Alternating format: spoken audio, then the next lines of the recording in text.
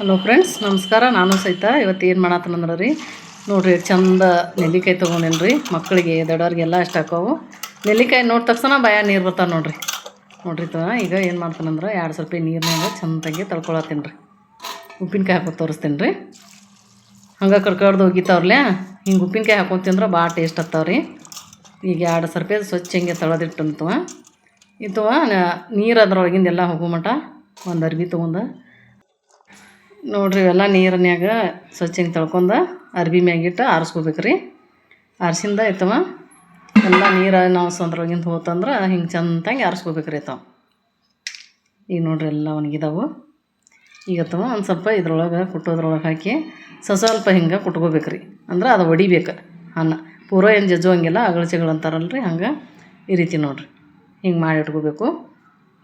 ಇವೆಲ್ಲನೂ ಇದ್ರಾಗ ಹಿಂಗೆ ಮಾಡಿ ಇಟ್ಕೊಂಡೀನಿ. ಈಗ ನೋಡಿರಿ ಹೆಂಗೆ ಕಾಣತ್ತವು. ಈಗ ಅದಕ್ಕೆ ಒಗ್ಗರಣೆ ಹಾಕ್ತೇನೆ ನೋಡಿರಿ. 1-2 ಚಮಚ ಎಣ್ಣೆ ಹಾಕಿದ್ದೇನೆ ರೀ. 1 ಚಮಚ ಜೀರಿಗೆ ಹಾಕಾಕತ್ತನು. ಇನ್ನೊಂದು ಚಮಚ ಹಾಕಿದ್ದೇನೆ ರೀ. 2 ಚಮಚ ಜೀರಿಗೆ ಹಾಕೊಂಡನು. ಸಾಸ್ಮಿ 1 ಚಮಚ, ಹಿಂಗೆ ಒಂದು ಸ್ವಲ್ಪ ಎಲ್ಲ ಚಟಪಟ ಆತಾವ್ರಿ. ಬೆಳ್ಳುಳ್ಳಿ ಒಂದು ಸ್ವಲ್ಪ ಹಾಕಿದ್ದೇನೆ ನೋಡಿರಿ. ಬೆಳ್ಳುಳ್ಳಿ ಹಾಕಿದ್ರೆ ಉಪ್ಪಿನಕಾಯಿ ಟೇಸ್ಟ್ ಹಾಕವ್ರಿ. ಅದಕ್ಕೆ ಸ್ವಲ್ಪ 1 ಚಮಚ ಅರಿಶಿನ ಪುಡಿ ಎಲ್ಲ ಹಾಕಿ ಹಿಂಗೆ ಒಗ್ಗರಣೆ ಕೊಟ್ಕೋಬೇಕು ರೀ ಚಂದಂಗೆ. ಈಗ ನೆಲ್ಲಿಕಾಯಿ ಜಜ್ಜಿ ಇಟ್ಕೊಂಡೀವಲ್ಲ ರೀ, ಅದನ್ನ ಇದ್ರಾಗ ಹಾಕ್ತೇನೆ ನೋಡಿರಿ.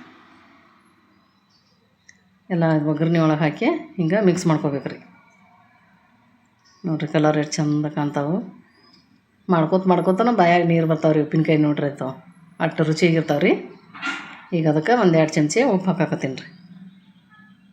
ಒಂದು ಸ್ವಲ್ಪ ಉಪ್ಪು ಹಾಕಿ ಹೀಗೆಲ್ಲ ಮಿಕ್ಸ್ ಮಾಡ್ಕೋಬೇಕು ರೀ. ನೋಡಿರಿ ಕಲರು ಎಷ್ಟು ಚಂದ ಕಾಣತೈತಿ. ಅದ್ರ ಪರಿಮಳನೂ ಹಂಗೆ ಬರತೈತಿ ಎಷ್ಟು ಚಂದ. ಈಗ ಖಾರ ಹಾಕೋತೀನಿ ರೀ. 1-2 ಚಮಚ ಅಷ್ಟು ಖಾರದ ಪುಡಿ ಹಾಕ್ಬೇಕು ರೀ. ಇದಕ್ಕೆ ಮಸಾಲೆ ಖಾರ ಅದು ಹಾಕಬಾರ್ದು. ಉಪ್ಪಿನಕಾಯಿಗೆ ಖಾರದ ಪುಡಿನ ಹಾಕ್ಬೇಕು ರೀ. ನೋಡಿರಿ ಕಲರ್ ಎಷ್ಟು ಚಂದ ಕಾಣಕೈತು. ಈಗ ಅದಕ್ಕೆ ಸ್ವಲ್ಪ ಬೆಲ್ಲ ಹಾಕಾಕತ್ತೀನಿ ನೋಡಿರಿ. ನೆಲ್ಲಿಕಾಯಿ ಎಷ್ಟು ತೊಗೊಂಡಿರ್ತೀವ್ರಲ್ಲೇ ನಾವು ಅರ್ಧ ಬೆಲ್ಲ ಹಾಕಬೇಕು. ಇದೆಲ್ಲ ಹಿಂಗೆ ನೀರು ಬಿಡ್ತೈತೆ ರೀ. ಹಿಂಗೆ ಕುದಿಸ್ಕೋಬೇಕು ರೀ. ಈಗ ನೋಡಿರಿ ಎಷ್ಟು ಚಂದ ಕಾಣಕತ್ತವ. ಈಗ ಇದನ್ನು ಬಂದ್ ಬಿಡ್ತೀನಿ ರೀ ಈಗ ಆರಾಕ. ಈಗ ರೆಡಿ ಆಯ್ತು ನೋಡಿರಿ ಉಪ್ಪಿನಕಾಯಿ. ಈಗ ಒಂದು ಡಿಬ್ಬೆ ಹಾಕಿ ಇಟ್ಕೋಬೋದು ರೀ.